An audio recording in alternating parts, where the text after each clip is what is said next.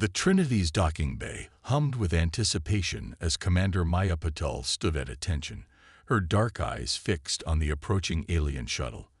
After 15 years of interstellar tensions, this moment would mark humanity's first formal diplomatic contact with the Xeraxian Empire. The massive military vessel, designed for war, was about to become a symbol of peace, assuming everything went according to plan. Engineering reports all systems nominal. Commander, Lieutenant James Rodriguez announced from behind her, his voice steady despite the historic nature of the moment. Shield harmonics are synchronized with the Xeraxian protocols. Maya nodded, maintaining her composure even as her heart raced. The shuttle's sleek, crystalline structure caught the bay's lights, refracting them in patterns that seemed to defy physics.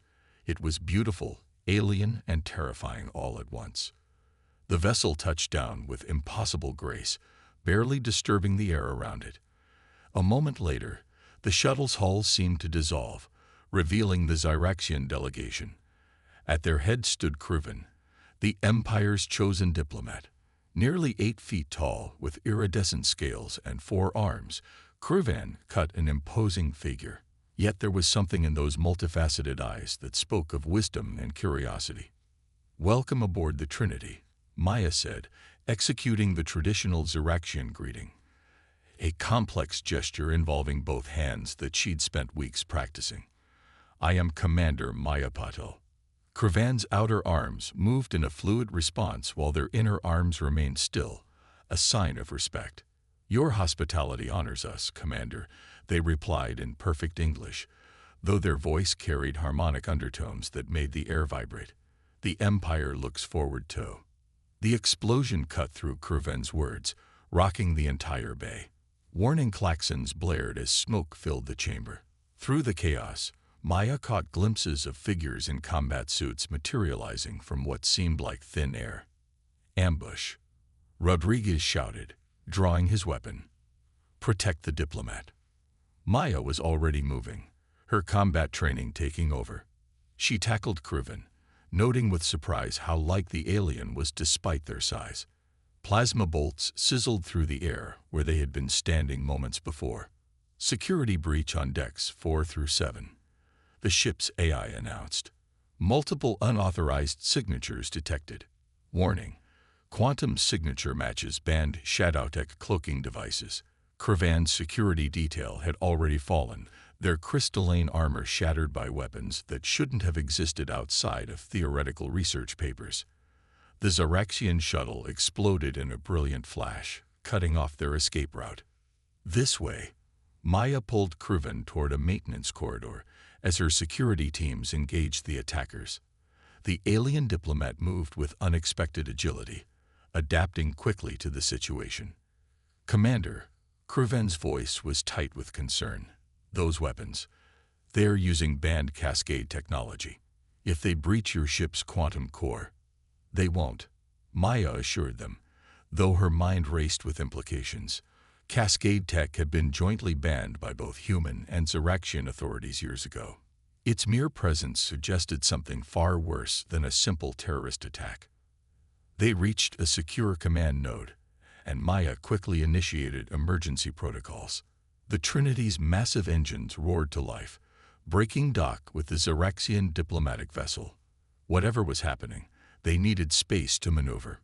"All hands, battle stations," Maya ordered through the ship-wide comm. "This is not a drill. We have hostile boarders using advanced tech. Implement quantum lockdown protocols immediately."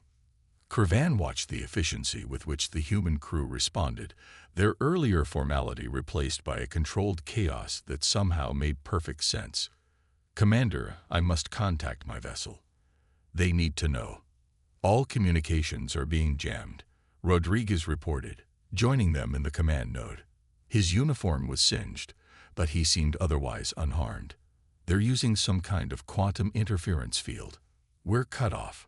Maya saw the realization dawn in Kruven's alien features. They were trapped aboard a human warship, cut off from their people, while unknown assassins armed with impossible weapons hunted them. Years of diplomatic preparation and careful negotiation had just gone up in smoke. Kruven, Maya said, meeting the alien's gaze. I know this isn't what either of us planned, but right now we need to work together. My ship, my crew. We're your best chance of survival. The alien diplomat was silent for a long moment, their scales shifting colors in what Maya assumed was their species' equivalent of deep thought. Finally, Kriven spoke. Among my people, there is a saying, the strongest alliances are forged in the fires of adversity. It seems we are about to test that wisdom, Commander Patel. As if in response to Kriven's words, another explosion rocked the Trinity. The hunt had begun, and their only choice now was to survive it, together. The Trinity's emergency lights cast crimson shadows through the corridors as Maya led Kriven through the ship's secondary maintenance tunnels. They had been moving for hours, staying one step ahead of their pursuers while trying to regain control of compromised ship systems. Your vessel's design is fascinating, Kriven observed, ducking beneath a low-hanging conduit. These passages seem almost intentionally labyrinthine. Maya allowed herself a small smile despite their dire situation. They are. The Trinity was built with invasion protocols in mind. These maintenance tunnels are designed to give defenders an advantage, if you know how to use them. A distant explosion caused them both to pause. Through the deck plating, they felt the vibrations of combat. Lieutenant Rodriguez's voice crackled through Maya's secure comm. Commander, we've contained breaches on decks 4 and 6, but we're still detecting phantom signatures. These bastards are using some kind of advanced biomimicry. We can't trust the internal sensors. Acknowledged, Maya responded. Maintain lockdown protocols. We're heading to auxiliary control. Kriven's scales shifted to a deeper shade of blue, a sign of concern, Maya had learned. Commander, there's something you should know about these attackers. Their technology. It bears similarities to experimental research conducted by a radical faction within our empire, a group called the Purists. Maya stopped, turning to face the alien diplomat. You're saying these are your people? Renegades, Kriven clarified, their secondary arms moving in what seemed like agitation. The Purists believe that interspecies cooperation is a threat to our genetic purity. They've opposed diplomatic relations with humanity from the start, but we never imagined they'd go this far. The revelation hung heavy in the recycled air. Maya was about to respond when her tactical training screamed a warning. She grabbed Kriven and pulled them into an alcove just as a shadow detached itself from the wall ahead. The assassin's cloaking field flickered, revealing a form that seemed to blend Zeraxian and mechanical elements. Its weapon was already raising, but Maya was faster.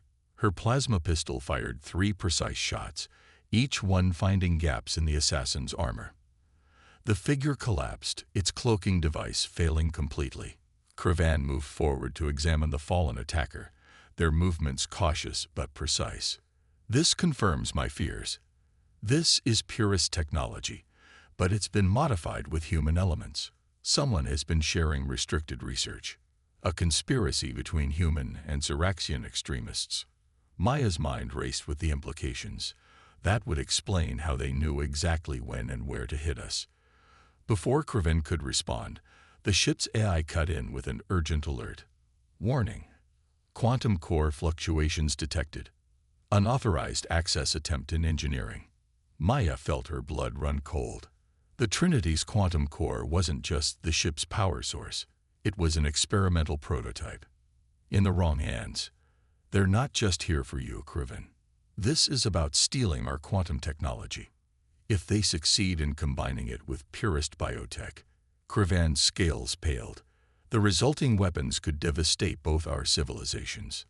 They were interrupted by heavy footsteps approaching from both directions. The maintenance tunnel had become a trap. Commander, Kriven's voice was steady despite the danger. Among my people, warriors sometimes share a temporary neural link in combat situations. It allows for perfect coordination. With your permission. Maya met the alien's multifaceted eyes. Everything she knew about security protocols and species barriers told her to refuse. But something in Kriven's gaze, and earnestness that transcended their biological differences, made her nod. Kravan's upper right hand touched her temple, and Maya's world exploded with sensation. Suddenly, she could feel the ship through Kravan's enhanced senses. Every vibration, every change in air pressure.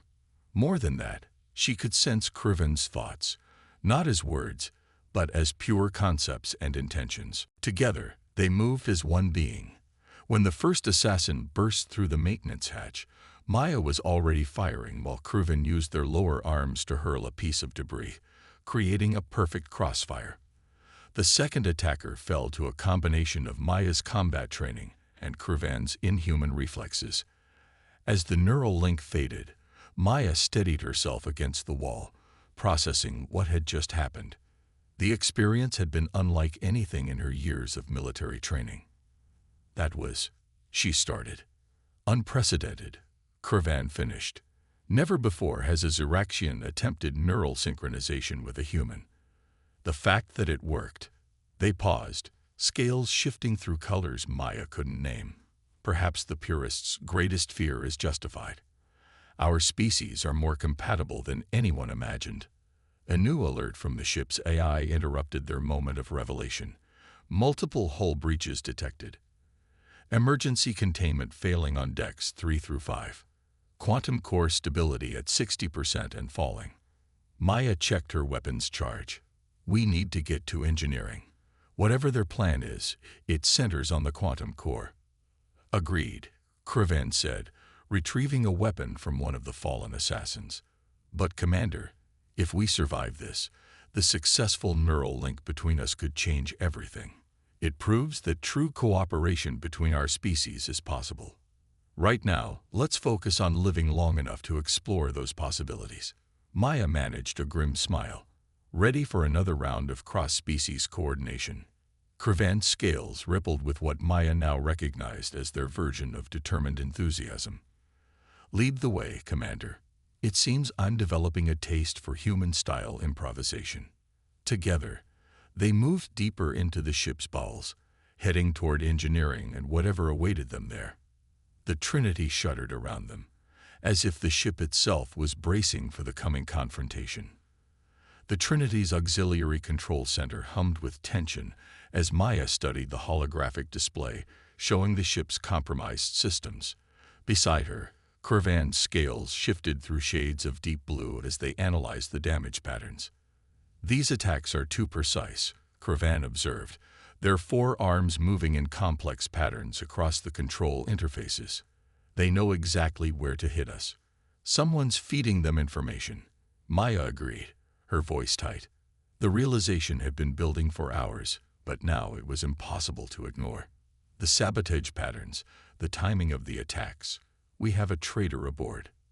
Lieutenant Rodriguez entered the control center, his uniform showing signs of recent combat.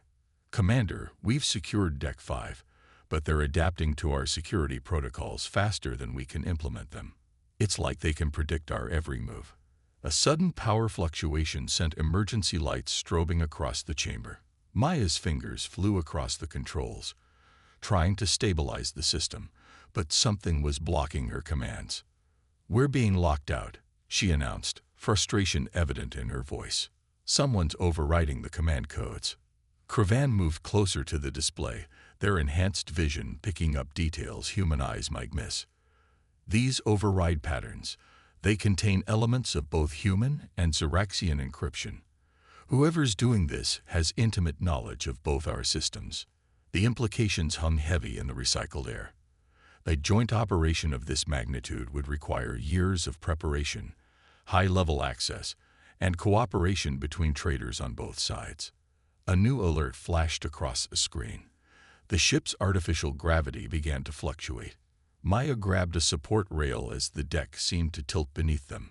Through their lingering neural connection, she felt Kravan's momentary disorientation before the alien diplomat adjusted to the changing conditions.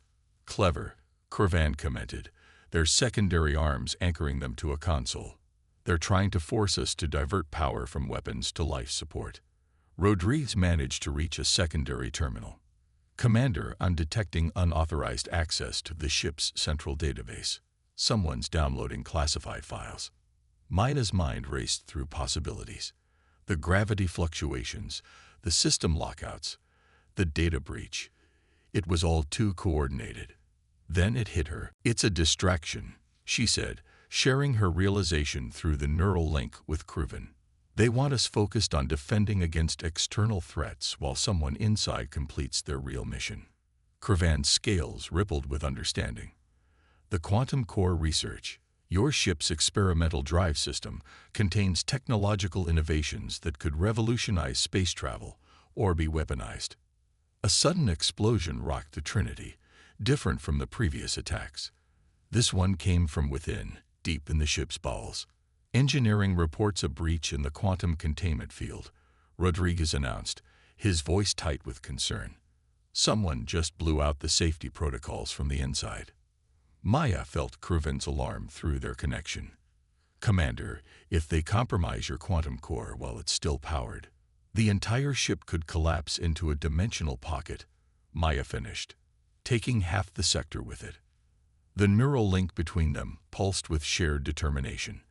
They didn't need words to form a plan. Their minds were already moving in sync, human intuition blending with Xeraxian analytical precision. "Lieutenant," Maya ordered, "initiate Protocol 0. Lock down all command functions with a random encryption key." Rodriguez's eyes widened. "Commander, that will shut down everything except basic life support. We'll be sitting ducks." "Exactly," Cruven said, understanding the strategy. "When you can't trust your own systems, you make new ones," Maya finished. She turned to Rodriguez. "Get to auxiliary engineering. When I give the signal, initiate a manual restart of all primary systems. The surge should temporarily override any external control and reveal where the override commands are coming from," Cruven added, their scales shifting to a color that Maya now recognized as anticipation. The ship's lights died as Protocol 0 took effect. In the darkness, Maya felt Cruven's presence more strongly through their link, a steady point of clarity in the chaos. "Commander," Cruven's voice was quiet but urgent, "there's something else you should know. The neural link between us, it's growing stronger. I'm starting to access memories, technical knowledge." "I know," Maya replied. "I can feel your combat training, your diplomatic protocols. It's like having a second set of instincts." A new explosion lit up the darkness, followed by the sound of running feet in the corridor outside. Through their shared senses, Maya and Cruven detected multiple approaching signatures, some human, some Xeraxian, all armed. "Ready to test those new instincts?" Maya asked, drawing her weapon. Cruven's response came through their link rather than aloud. A complex mixture of determination, trust, and something that might have been amusement. Their forearms moved in perfect synchronization, preparing for combat. The door to auxiliary control burst open, revealing a mixed group of human and Xeraxian attackers. In the darkness, their shadows seemed to blur together, creating monstrous hybrid shades. But Maya and Cruven were already moving, their actions guided by shared muscle memory and pooled experience. Maya's human combat training merged with Cruven's alien reflexes, creating a fighting style that neither species would have thought possible. They moved as one entity, covering each other's blind spots, anticipating each other's needs. As they fought, Maya realized something profound. This was more than just survival. They were proving something that both their species had thought impossible. True synchronization between human and Xeraxian minds. Perfect cooperation between chaos and order. The traitors never stood a chance. The Trinity's engineering section had become a war zone. Sparks rained from damaged conduits as Maya and Cruven took cover behind a reinforced barrier. The quantum core pulsed with an unstable azure light, its containment field fluctuating dangerously. 6 hostiles, Cruven reported, their enhanced senses picking up what the ship's compromised sensors couldn't. "They're using the core's radiation to mask their biosignatures." Maya checked her weapon's charge, nearly depleted. Around them, the remaining engineering crew had fortified their positions, but they were running out of options. Lieutenant Rodriguez's voice crackled through her comm, distorted by interference. "Commander, we got more problems. The Purist ship just dropped out of stealth mode. They're positioning for a boarding action. They're getting desperate," Maya observed, ducking as another burst of plasma fire melted part of their cover. "Whatever they're planning with the core, they need to do it soon." Kravan's scales shifted to a deep purple, a color Maya had never seen before. "Commander, I'm detecting quantum fluctuations consistent with a dimensional breach. They're not trying to steal the core technology. They're trying to weaponize it." Before Maya could respond, a new figure emerged from the shadows near the core. Unlike the other attackers, this one wore no armor, their Zarexian features proudly displayed. Maya felt Kravan tense beside her. "High Commander Varl," Kravan's voice carried a mix of shock and disgust.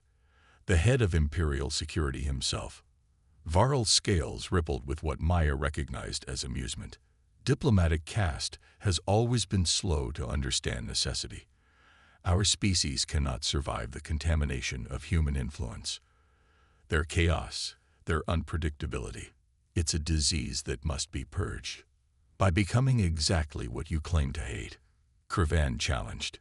"Using hybrid technology, collaborating with human extremists. Temporary compromises for the greater good."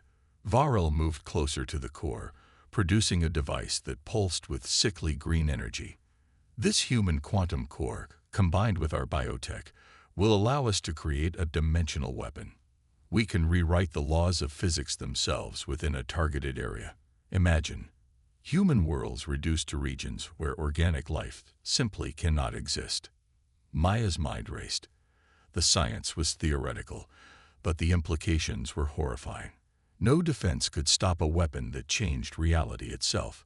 She glanced at Kravan, and in that moment, their earlier neural link flickered back to life, weaker than before, but present. Through their shared consciousness, a plan formed. It was reckless, probably suicidal, but it was also purely human in its audacity. Maya felt Kravan's initial shock give way to understanding, then acceptance. "You know what's truly fascinating about humans, Varl," Kravan said, standing up from behind cover. "The action drew all attention to them, just as planned. Their chaos isn't a weakness, it's a strategy." Maya was already moving, using the distraction to circle around through maintenance access panels that had been damaged in the fighting. Varel was so focused on Kravan that he didn't notice her approach. "What humans understand," Kravan continued, taking a step forward despite the weapons trained on them, "is that true order doesn't come from rigid control. It emerges from adaptation, from embracing uncertainty. Philosophical debates won't save you," Varl sneered, raising the dimensional device. "Once this device interfaces with the core." "Now," Kravan's mind shouted through their link. Maya burst from concealment, tackling Varl. The device flew from his hands, but instead of trying to catch it, Maya did something completely unexpected. She kicked it directly into the quantum core's containment field. No, Varel's horror was visible in his rapidly paling scales. "The resonance frequencies are completely incompatible," Maya finished, scrambling back toward Kravan, "like trying to mix matter and antimatter." The device's green energy clashed with the core's blue radiance, creating a cascading reaction. Alarms blared as reality itself seemed to shudder. "All hands, emergency protocol Omega," Maya shouted into her comm. "Dump the core and prepare for quantum shockwave." Kravan's mind rushed against hers. "The purists won't survive the dimensional backlash." "Neither will we if we don't move," Maya replied, both mentally and aloud. Through their link, she shared her next crazy plan.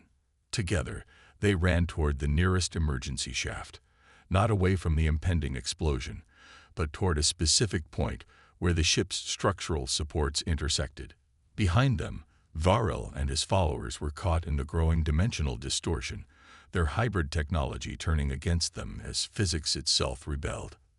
"This is either brilliant or insane," Kravan commented as they reached the intersection. Maya grinned. "That's humanity in a nutshell." The quantum core breached just as they reached their destination. The Trinity's automated systems ejected it into space, but the dimensional shockwave was already propagating through the ship. However, at this exact spot, the overlapping structural fields created a pocket of stable spacetime, something Kraven's scientific knowledge had helped identify. Combined with Maya's intuitive understanding of ship architecture, the universe seemed to turn inside out around them. But in their small bubble of stability, Maya and Kraven watched as Varel and his followers were consumed by their own weapon. The purest ship, attempting to dock, was caught in the dimensional distortion and simply ceased to exist in normal space. When reality stabilized, the Trinity was damaged but intact. Emergency power kicked in as Maya and Kraven emerged from their shelter to find engineering partly transformed by the dimensional event. Some sections seemed to exist in multiple states simultaneously, while others had aged centuries in moments. "Commander," Rodriguez's voice came through clearly now. "The interference gone. Status report. Our sensors are showing." "Well, I'm not sure what they're showing." "We're alive, Lieutenant," Maya responded, looking at Kraven. "And I think we just rewrote the book on human-Zeraxian relations." Kraven's scales shimmered with what Maya now recognized as hope. Indeed, though perhaps not in the way anyone expected. Around them, the Trinity's crew emerged from shelter, human and alien alike united in their survival of something unprecedented. They had faced the ultimate expression of order and control, and defeated it with chaos, adaptability, and trust. 3 days after the quantum core incident, the Trinity limped through space toward the neutral zone, where human and Zeraxian delegations waited. The ship's hull still bore the dimensional scars of their battle, sections of metal existing in multiple quantum states simultaneously. Engineers from both species were already studying the phenomena, finding unexpected opportunities in what should have been catastrophic damage. Maya stood in her ready room, watching the approaching diplomatic vessels through a viewport that occasionally flickered with residual quantum distortions. Kraven's presence behind her registered both through normal senses and their persisting neural link, which had refused to fade entirely. "The Empirical Council is in chaos," Kraven reported, their scales shifting through thoughtful patterns. Varel's conspiracy went deeper than anyone imagined. Nearly a third of Imperial security was involved. "Same on our side," Maya replied, turning to face the alien diplomat. "The investigation has uncovered purist sympathizers in 3 different divisions of Fleet Command. People who believed that conflict between our species was inevitable and wanted to strike first." Kraven moved to stand beside her, their 4 arms clasped in a gesture of contemplation. They feared what they couldn't control. The irony is that their actions proved exactly why our species need each other. Through their link, Maya felt the complex layers of meaning behind Kraven's words. The neural connection they shared had become something unprecedented, a bridge between 2 fundamentally different ways of thinking. Human chaos and creativity flowed freely with Zeraxian logic and precision, creating something greater than either alone. "The medical teams are fascinated by our link," Maya noted, a slight smile playing at her lips. "Apparently, it should be impossible. Our neural architectures are too different. Yet here we are." Kraven's scales rippled with what Maya now recognized as their version of amusement. Perhaps that's the greatest lesson from all of this. The things we believe impossible are often just the things we haven't dared to try. Lieutenant Rodriguez's voice came through the comm. "Commander, the joint delegation is ready to begin docking procedures. They're requesting that both you and Kraven participate in the peace talks." Maya shared a knowing look with Kraven. News of their neural link had spread quickly through both governments. What had started as a desperate survival tactic had become proof of what true cooperation between their species could achieve. "The purists weren't entirely wrong. You know," Kraven said as they made their way to the docking bay. "Our species are changing each other. But change doesn't have to mean destruction. Evolution, not corruption," Maya agreed, feeling the truth of it through their shared consciousness. though I doubt either of our governments are ready for mass neural linking. Perhaps not. Cruvan's scales shifted to a new color, one Maya had never seen before, but through their link, she understood it represented hope. But we've proven it's possible. More than that, we've shown that the combination of human adaptability and Zyrexian precision creates something greater than either alone. They reached the docking bay, where crews were still repairing damage from the initial attack. It felt like a lifetime ago, though barely a week had passed.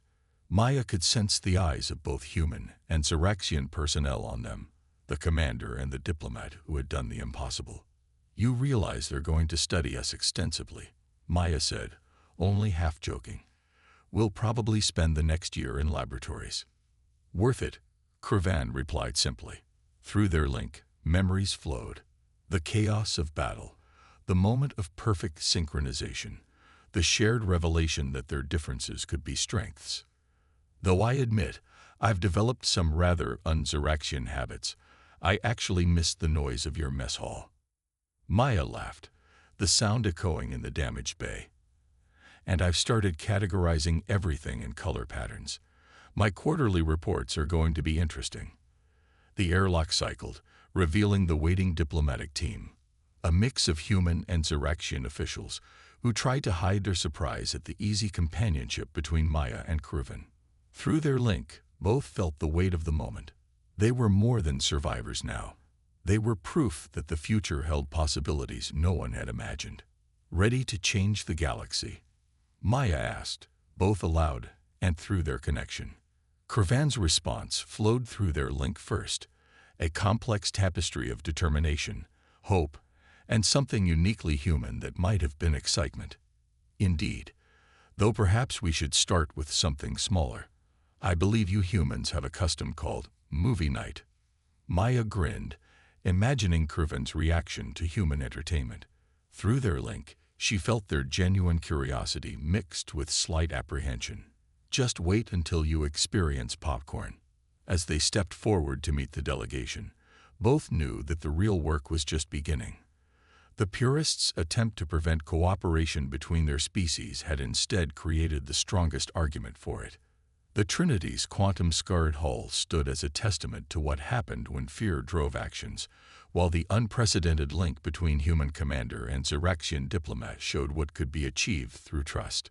The future would bring challenges, misunderstandings, and probably more than a few cultural shock moments.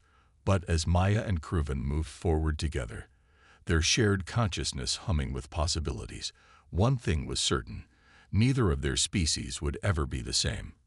And that, they both agreed, was exactly as it should be.